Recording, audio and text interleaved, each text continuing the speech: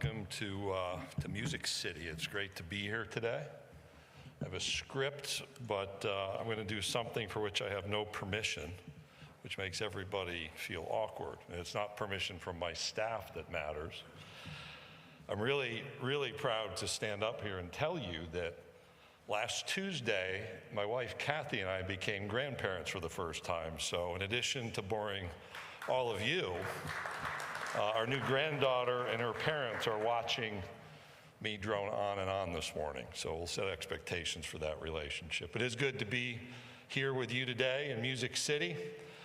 Good to be looking towards football season. It's actually the perfect year for us to be here, not because of the construction, but because the season for us begins in Nashville, just up the road on Vanderbilt's campus on August 26th, when Hawaii visits Vanderbilt. And then the next week, we're back down Broadway across the river, 11 a.m. for Virginia and Tennessee. And then later that night, Vanderbilt plays game 2, hosting Alabama A&M. So really a good intersection of football for us in Nashville.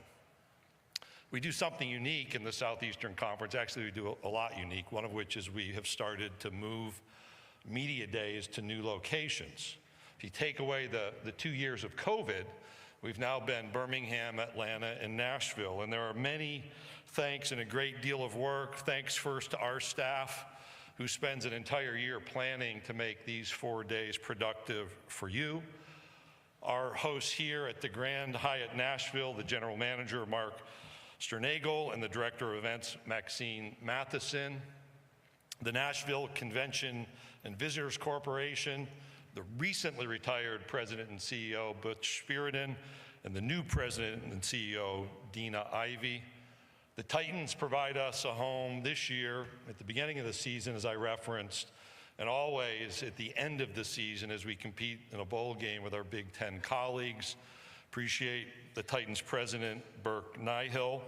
We're here to talk about football, but back on Broadway, down the street towards Lower Broadway, Bridgestone Arena is our home for basketball each March. We appreciate their ownership group, their CEO, Sean Henry, their newly named president, who's been a longtime friend back to her days at Vanderbilt, Michelle Kennedy, the Predators leadership team, and the Bridgestone team for the great hospitality they provide. And both of those local professional franchises will provide you with hospitality this week, as they will be hosting evening receptions for the media.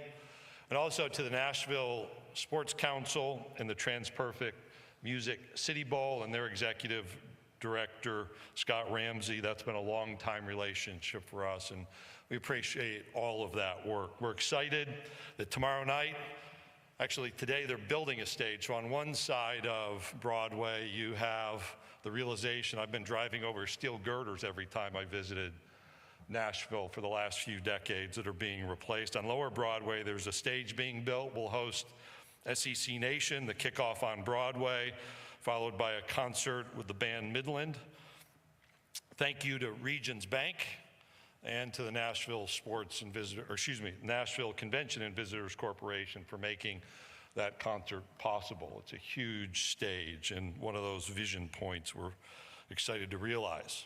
I usually don't recognize road crews, but I appreciate the fact that progress comes with a little bit of pain. Tennessee Department of Transportation actually was really helpful, along with the locals, in coordinating the construction schedule. Progress needs to happen, it has to happen, but we appreciate TDOT and working with us and with the Hyatt and with the Convention and Visitors Corporation to ease the level of disruption that we're experiencing. You're going to hear from our coaches. I want to just point out on your schedule a few things. John McDade, our coordinator of officials, will start your morning tomorrow. You'll get to see the excitement that I see every morning during football season, so don't stay out on Broadway too late.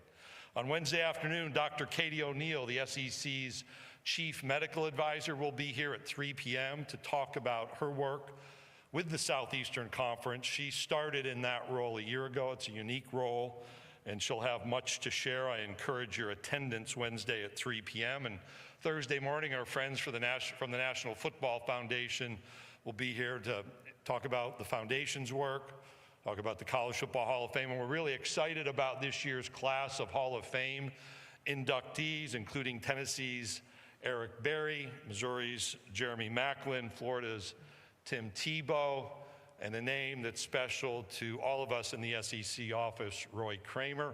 Roy will be entering the College Football Hall of Fame based upon his accomplishments at Central Michigan, but his impact on the Southeastern Conference and on all of college football is worthy of Hall of Fame recognition.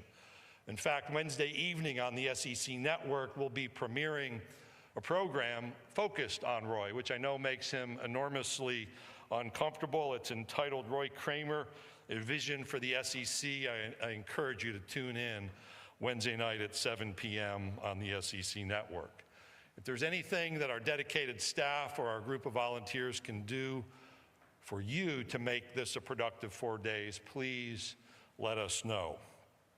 Nashville, just based on my description, and our reality, is one of the homes for the Southeastern Conference, with our basketball tournament being held here annually now, Vanderbilt University being located in Nashville, and its impact on this community. The capital of the volunteer state is located here in Nashville, and it's a state that hosts 2 of our member universities. And the reality is Music City is a home to many, many students, alums, parents, family members, and fans of a particular university or SEC team.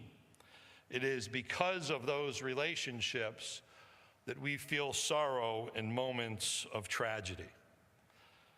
We mourned with Nashville as we watched in horror on our television screens.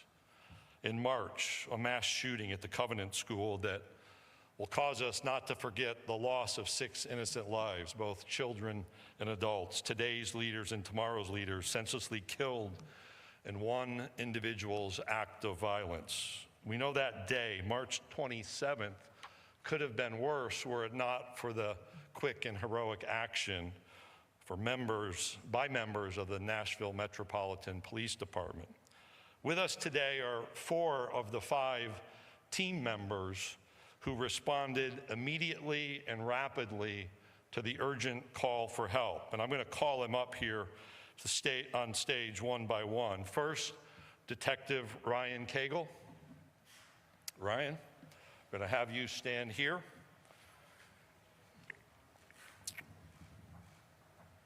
Sergeant Jeff Mathis.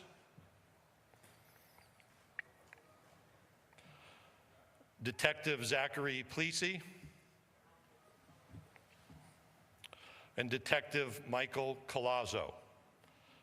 Not able to attend today is the 5th member of that quick response team from March 27th, Officer Rex Engelbert. There were hundreds of emergency personnel who ended up present at the Covenant School that day. But these 5 were those engaged with the assailant who ended the threat. I know it's not typical, although we broke protocol a moment ago. I'm going to ask you to break protocol again and join me in recognizing these gentlemen for their service to this community.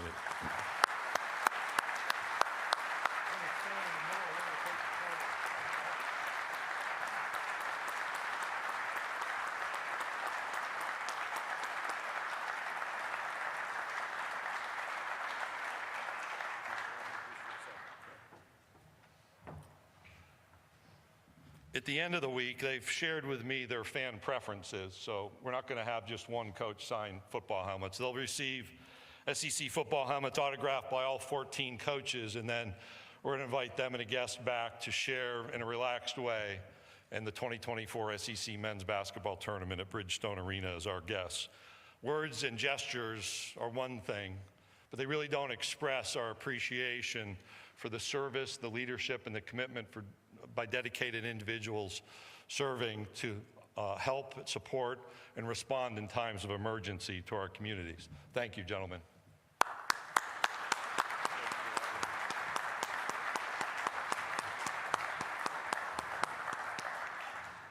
Since we gathered last year in Atlanta, we've experienced our own loss on our campuses.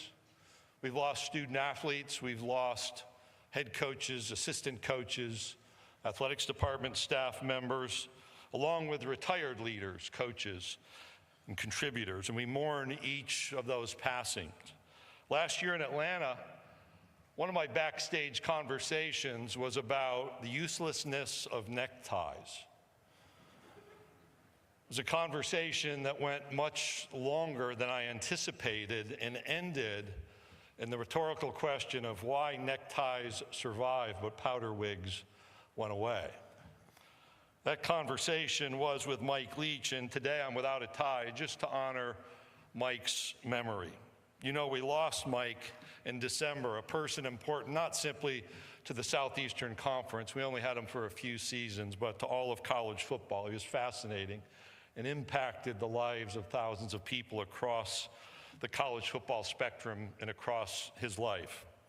He provided wedding advice, evaluated Halloween candy, and if you ended up in a phone call talking about history, you had better have scheduled a great deal of time as he recited his historical knowledge. He also observed the world from a perspective that made you think, and often made you laugh, and sometimes made you just perplexed.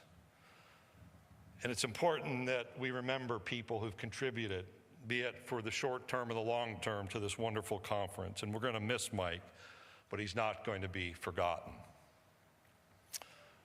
Over those 12 months since our gathering in Atlanta, we've enjoyed a remarkable year. I don't have to tell you the Southeastern Conference is the only conference to have at least one team represented in each of the college football playoff events since its inception.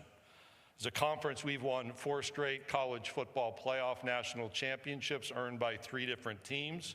And over the past 17 years, we've had 5 programs win 13 national college football titles. For the young people who want to go pro in sports, it appears the Southeastern Conference is the place to prepare yourself for those opportunities, since in the last year, former SEC student athletes earned the #1 pick in the NFL draft, were drafted 1 and 2 in the Major League Baseball draft, #1 in the WNBA draft, and were the 2 highest drafted collegians in this year's NBA draft. For the 17th consecutive year, the SEC had the most football players drafted by the NFL, that number being 62. For an everything conference in the NBA playoffs, we had the most former players competing, 56. 9 players selected in the WNBA draft were the most, and since the creation of the WNBA draft, the Southeastern Conference has provided the most #1 picks, totaling 8. In the 2023 Major League Baseball list of opening day rosters, we had 88 former SEC players, at least 3 from every university, and 79 more players selected in this year's Major League Baseball draft. We also have experienced great news about our fans. For the 24th consecutive year, the SEC led the nation in average college football attendance. And notably, 5 of our programs, Arkansas, Ole Miss, Missouri, Tennessee, and Vanderbilt, experienced double-digit percentage increases in their attendance this season. The SEC football championship game hosted its 27th consecutive sellout, and we are in the process of working with Mercedes-Benz Stadium to extend our agreement that Mercedes-Benz Stadium continue as our championship venue for the SEC football championship. The SEC led the nation in average attendance in baseball for the 27th consecutive year. We also led the nation in average attendance in softball, women's basketball, and women's gymnastics. And at our soccer tournament, had the 3 most highly attended sessions in our history that actually resulted in turning people away from attending the championship game. We're proud of our accomplishments, and we're proud to have finished a year in which teams from our campuses won 8 different national championships, with an all-SEC Baseball College World Series final between LSU and Florida, the 5th time there's been an all-SEC College World Series final in baseball, and the 19th time across all of our sports that the national championship match has been between 2 SEC programs. We're also pleased to welcome a new NCAA president this spring. Actually, for us here in Nashville, Charlie Baker attended the SEC Presidents and Chancellors meeting. He stayed around to watch some basketball, and I look forward to working with, collaborating, communicating with Charlie to resolve some of our current challenges, explore new opportunities, and set the course for the future of college athletics. But even with all of that good news in a time of change, we're not done. As we look forward to the season ahead, and the year ahead, it will be our final as a 14-team conference. We're going to grow to 16, July 1st, 2024. That's not news. It does take away the question you've been asking me for the last few years about when.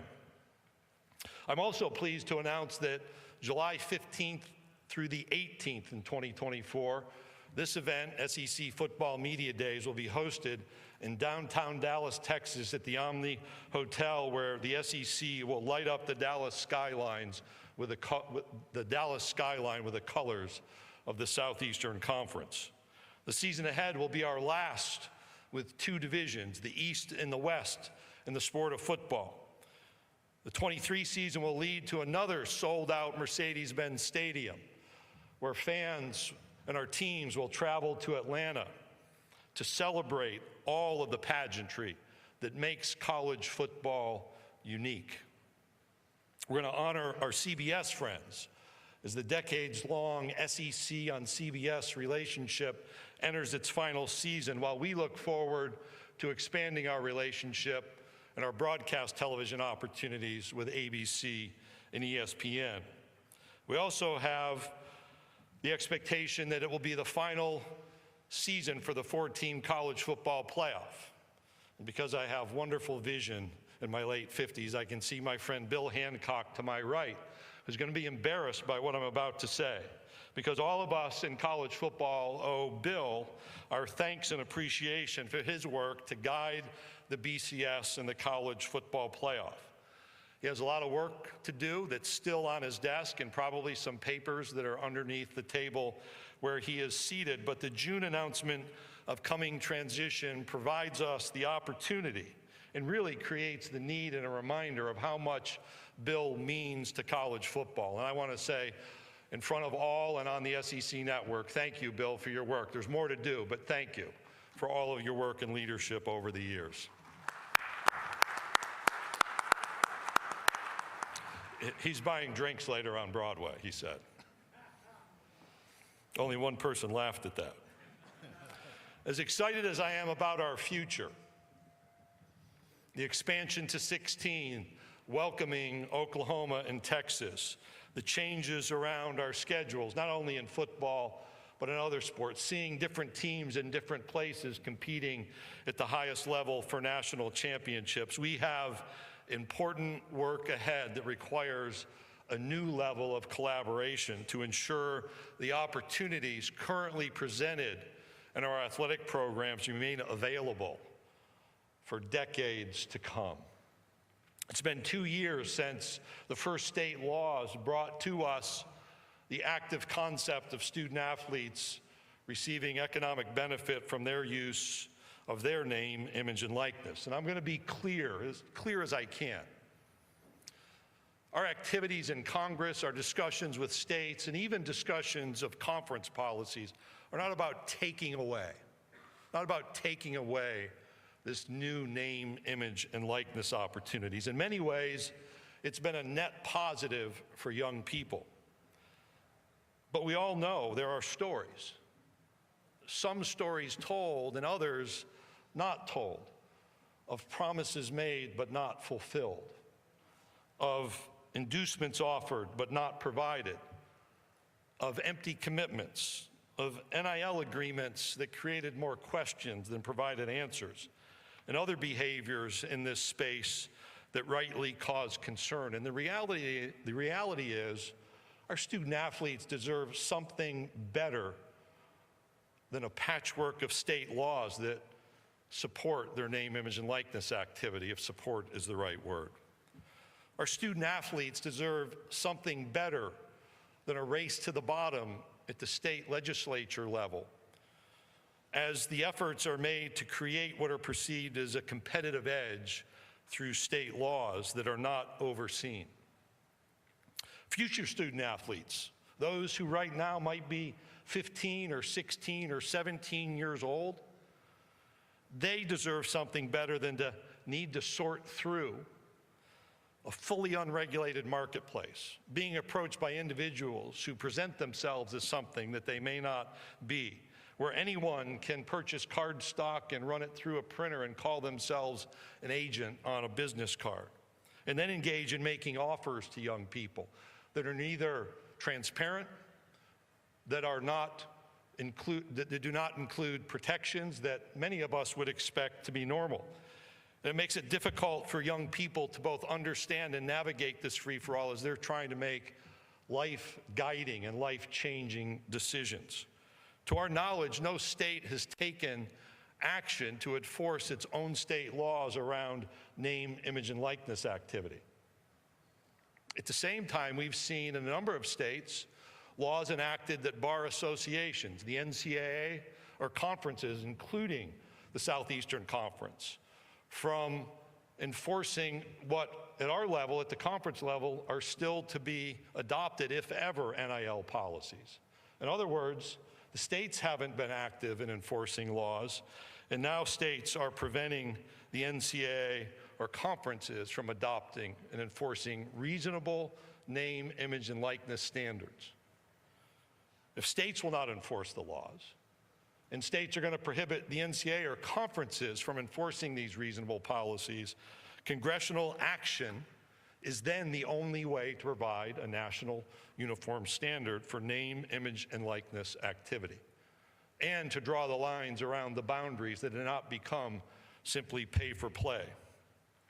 Now, these realities I've described are in contrast to what we hear from our student athlete leaders who gathered with us in late June. Our student athletes continue to ask for uniformity in name, image, and likeness policies across the country. Our student athletes want to know their competitors on the opposite line of scrimmage are subject and governed by the same rules and policies by which they are governed. Uniformity will ensure a high school student and his or her family do not have to investigate potentially dozens of different state laws or university policies to figure out how they can be active in this name, image, and likeness world. Student athletes ask for our help in guiding them through these challenges. We are used to providing support, and they want protections for themselves and their teammates, and they want opportunities for their international teammates that are consistent across the country under this name, image, and likeness heading. And they want the same for their competitors. I think you know there's also been an ongoing effort to deem student athletes as employees of institutions or conferences or the NCAA. I have yet to have a conversation with an engaged, participating student athlete who says they want to be deemed an employee of their institution or the conference. Efforts like those that have happened in California, mandating revenue, create new threats around the support of Olympic and women's sports. The bill that was introduced that has been delayed failed to adequately recognize the existing requirements of Title IX, and we were pleased to see the engagement and the efforts of the United States Olympic and Paralympic Committee to share their concerns along with the Women's Sports Foundations. Efforts to simply upend the collegiate model place in jeopardy the opportunities for thousands of student athletes for decades to come. Our current student athletes are accustomed to attending college thanks to athletic scholarships. They benefit from unlimited nutritional support. We're accustomed to providing mental wellness. They have post-eligibility medical care. They have academic support so that they can achieve their academic goals. And our primary objective is to continue these broad-based, widespread opportunities through experiences, friendships, learning opportunities, competitive opportunities that are inherent in the higher education setting and a continuing focus for those of us in college athletics. The reality is, only Congress can fully address the challenges facing college athletics. The NCAA cannot fix all of these issues. The courts cannot resolve all of these issues. The states cannot resolve all of these issues, nor can the conferences. Whether congressional action is achievable is a matter of debate, much debate. But educational opportunity, supporting equitable opportunities for men and for women, ensuring the United States' continued success in the Olympic Games, providing medical care, nutritional support, academic support, mental wellness counseling. These are nonpartisan issues that deserve a nonpartisan solution. Regardless of my opinion or your opinion about the ability for Congress to act in our current environment, we have a responsibility to educate, communicate, and to try to seek a congressional resolution, because only Congress can adequately resolve these issues. That's why I traveled along with representatives of 14 of our universities to DC in early June, where we had the opportunity to communicate with dozens of members of Congress about the urgent need to enact a national standard that ensures everyone is playing by the same set of rules. We're accustomed to that in college athletics. We seek the empowerment of college athletes while also protecting them from bad actors. We want to continue, and we want to be certain that we in college sports at the highest level provide a broad array of sports offerings. And we want to provide certainty that college athletes can continue to be students first. Despite the cynicism, despite the criticisms, and the acknowledgement that we're certainly not perfect, remarkable things happen in intercollegiate athletics for young people. And NIL has provided new opportunities. And the reality is that those opportunities have to be embraced. But let's not kid ourselves into believing this is the best that we can do for our young people. Congress should not allow states, under the false pretense of progress, to upend a system that provides opportunities for all college athletes, men and women, universities and colleges of all different sizes, football players, divers, track and field competitors, and baseball and softball players and gymnasts. And this is a system that funds our Olympic support and our Olympic development opportunities. Witness that right now on 12 U.S. national teams, there are over 120 current or former SEC athletes training in the effort to realize their dream of being an Olympian in Paris.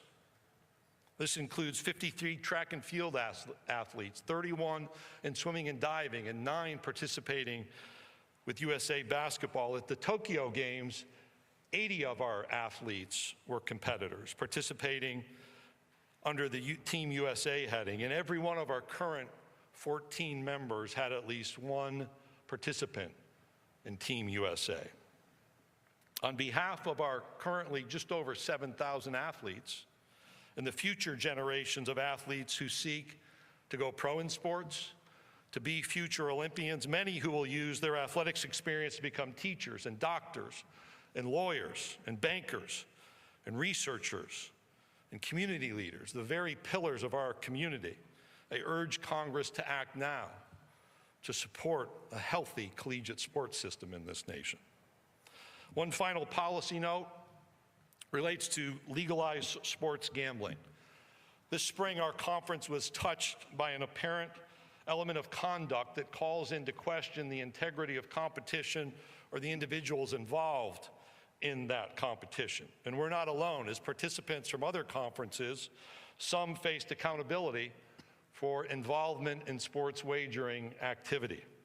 There are now 38 states with some form of legalized sports gambling. States now realize directly into their treasury the proceeds, either from licensing fees or taxation of that legalized gambling activity. In some states, it's relatively low, a few million or a few tens of millions relative to the state budgets. At least one state realized over $1 billion in licensing and tax revenue paid to the state treasury from legalized sports gambling. But here's the reality for us. We continue to hear more and more from our coaches and student athletes about the increased level of abusive and threatening behavior online, often directed at them after someone involved in gambling activity ends up on the wrong side of a score or a game's outcome. In fact, there are members of the media in this room who've reported on some of those realities. The problem can be even worse for game officials, who sometimes are tracked down at their place of business and their voicemail or their email filled with abusive or threatening messages. The race for revenue is understandable, but states in the gambling industry have a responsibility to protect our participants from threats and from abuse. While some states have enacted laws protecting participants, all states, every state with legalized sports gambling, must act to ensure enforcement of gaming regulations and put in place clearly stated laws that protect participants from hostile behavior, particularly barring individuals who engage in that behavior from any further involvement in sports gambling. Now, I've finished on difficult topics, but I'm going to rewind the tape and remind you of all the good that's happening in the Southeastern Conference. Not only the good from the past year, but the opportunities that lie ahead. We acknowledge that we're going to have to change.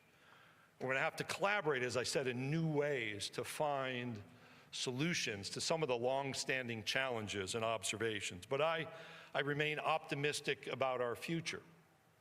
I have the privilege of spending time with the SEC's leaders, our campus leaders, our athletics department leaders, and our student athletes who are leaders now and will be leaders in the future. And because of that, through all of this, I remain convinced that the best days of the Southeastern Conference still remain ahead. Thank you, and now as our tradition, Kevin is going to manage the Q&A portion of our program. Thank you, Commissioner. If you have a question, please raise your hand. We have Avery, Kinsey, and Jim. We'll get a microphone to you. We'll start right down here on the front, second row. Please give your name and affiliation. Thank you. Hey, Commissioner. Corey Curtis from ABC News 2 here in Nashville. Welcome to town. Thank you. I heard earlier you stated about extending the agreement in Atlanta, but with a new stadium, Dome Stadium, going up here in 4 years, are there any thoughts of bringing the championship or an annual game on the football field to Nashville outside of the bowl game? We are going to focus our football game on what is really the envy of the college football championship world, and that's what we do in Atlanta. So that's where our focus is for that particular championship. We obviously have what is and will be a long-standing relationship with Bridgestone Arena and basketball. And one of my favorite books is titled The Art of Possibility. And what Nashville's doing is opens up the art of possibility here around football opportunities, basketball opportunities on a national scale. Those are very much on my mind. In fact, I've communicated that locally on repeated occasions. Okay, we're going to go back over here on the right-hand side on the aisle. Yeah, Commissioner Brooks Austin with Dogs Daily over here. Just curious, with the rule changes coming in college football, particularly clock no longer stopping after first downs, what's been the feedback from coaches, and how different do you think the game will look and feel? There was research done on kind of the look and the feel, so there'll be some adjustments as things move along rapidly. The reality of the game of college football is you have a variety of offensive approaches. In some games, I don't think you'll even notice it because things happen so rapidly now.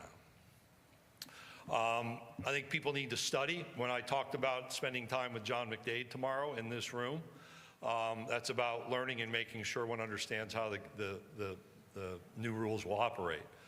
Part of the learning experience is you do reduce the number of plays in a game. It is an incremental step, though, to keep the game moving along at an interesting pace. I'll use that phrase. That's my invention, not the Rules Committee.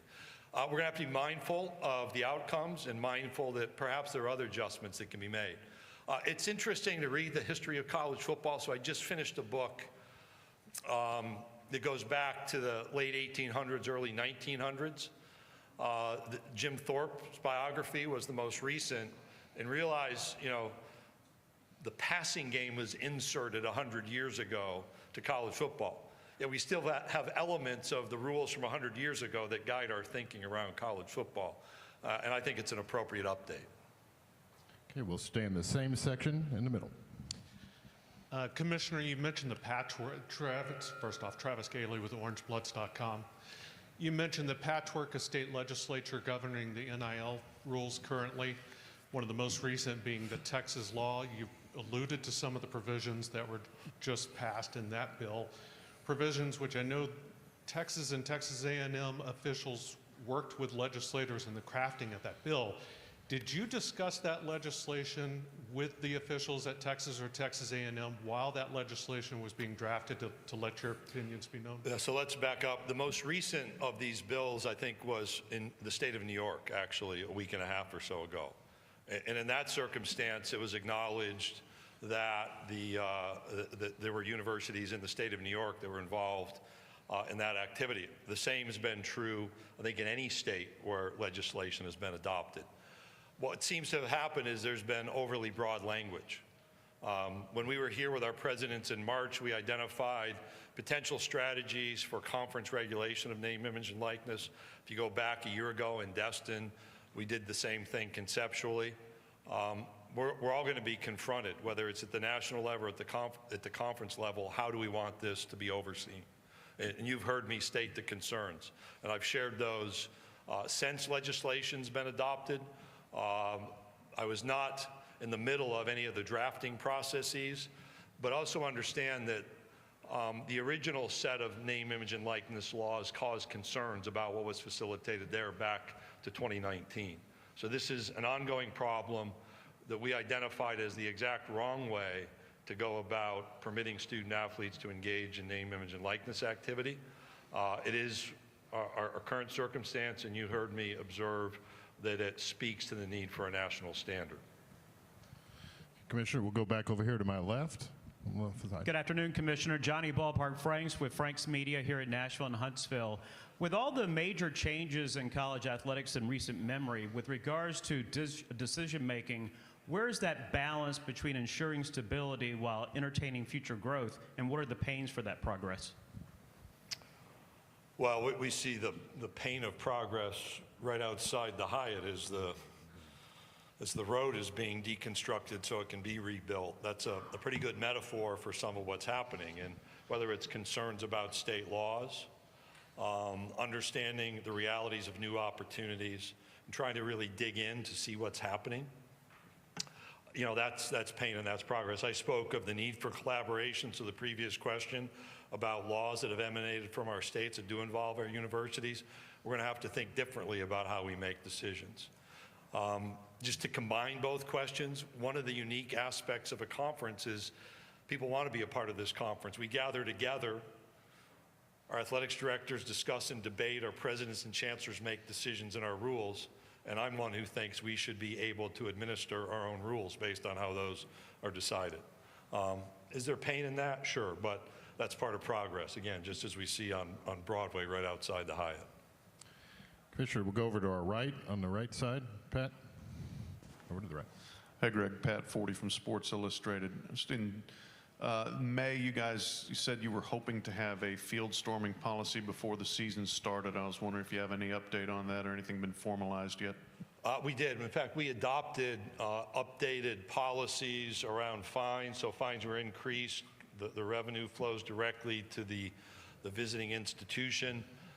We also set some standards, and you'll just forgive me for not reciting them by memory, but Pat, our office can get to you expectations for communication on campuses, for policies around protecting the visiting team when those circumstances arise. Okay, we'll go right in front of you, Commissioner Kirk, about 3 rows back. Yeah, Kirk Bowles from the Austin American-Statesman. I'm aware. For the uniform standard that everybody's seeking for NIL, are there specific elements to that? I assume a salary cap is unconstitutional. Would you make athletes be on campus for a certain period of time, or what would be some of the elements to it? Well, I'm not going to go into the minutia of legislative strategies. One of these efforts is, I think, I'll give you an example. The NCAA Charlie Baker communicated 4 points. One is some level of registration of agents around this business. The second is a level of transparency and communication. A third is financial support. And those seem to deal with some of the issues. How you define what actual name, image, and likeness is part of the nouns and verbs that will have to be finalized, and we've provided drafts over time, Kirk. So sure, there's language to describe the activity. There has to be agreement on the language to describe the activity. Okay, Commissioner, we'll go right in front of me, right straight ahead. Go ahead. Michael Giddens, the War Report, Auburn. Commissioner, what was the internal discussion like around the decision to eliminate divisions, and how did you guys come to the conclusion that that would be the best format to continue SEC championships? That discussion in football goes back to 2018, 2019. So the discussion of, is our current divisional approach in football the most competitively equitable? So the word fair and the words fair and balance came up a lot. And so you had to define, what do you mean by fair and what do you mean by balance in the schedule? We were here in March of 20, you'll remember that activity with a report to our presidents and chancellors as a 14-team league on, here's the possibilities of how we might adjust. We stopped everything, including that discussion in 2020. Fast forward a year, the expansion was announced. When we began discussing a 16-team football schedule in August of 21, the first set of conversations were, again, taking the word fair and the word balance and defining them. And so balance was rotating teams through with greater frequency. So I think plenty of people have written about a team may not see a team certainly for 6 years, or may not go someplace for 12 years if they're in another division. And so that was balance. Fairness was narrowing the competitive equity band, which is what we achieved. Even with our 8-game schedule we announced just a few weeks ago in mid-June. So hopefully that responds to your question. That was the conversation. You know, the 8 or 9 game schedule debate, the number of games played within the conference will still be part of our discussion as we move forward and look to 2025. But the effort to try to be both fair and then balanced within that scheduling approach was the motivation around eliminating divisions.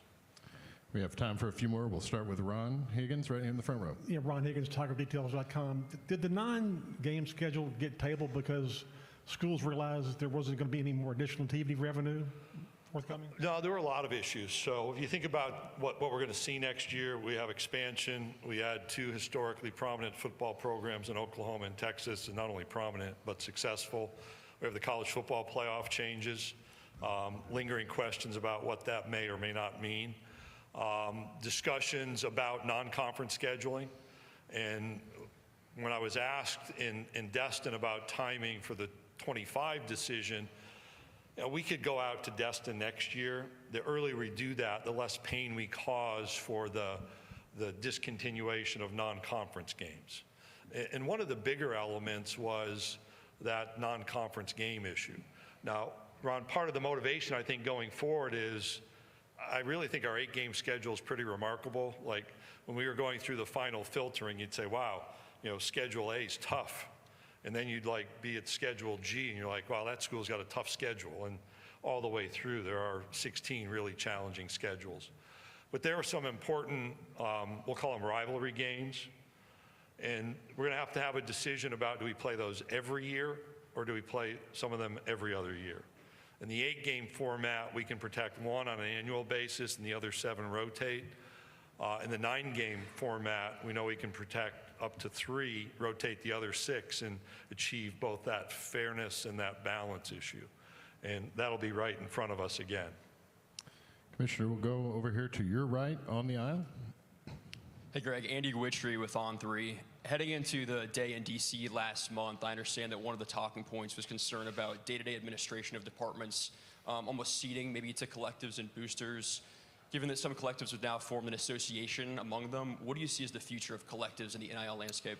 Yeah, and let me be specific about the concern. So one of the concerns, and I've been public about this, is transferring control at an institutional level of rosters, who's on a roster, pressure on playing time from coaches, and then up the chain of command to athletics directors and presidents or chancellors to an outside entity.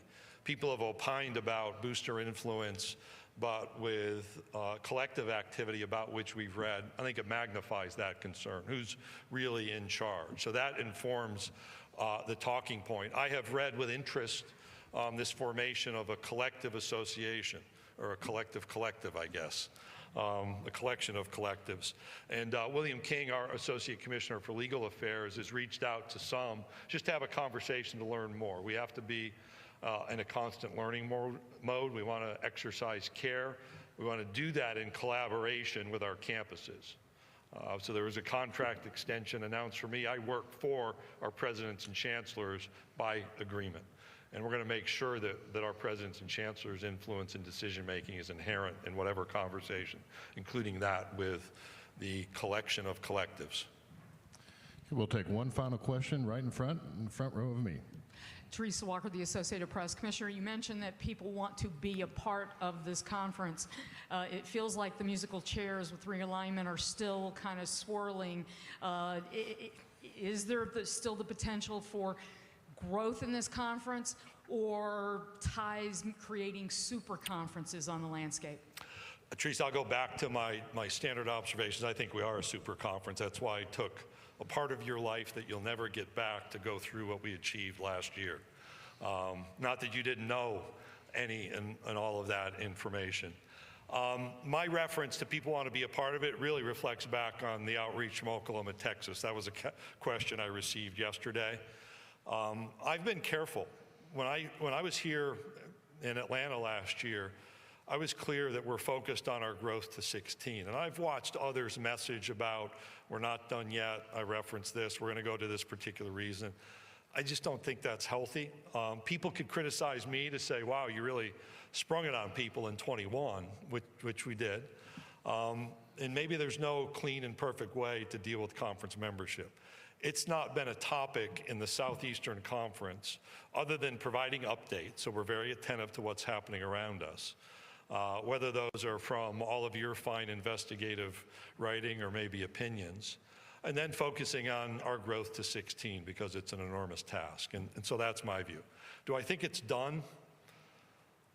People will say, well, I get to decide that. Right now it appears others are going to decide that before we have to make any decisions. And so my view is we know who we are.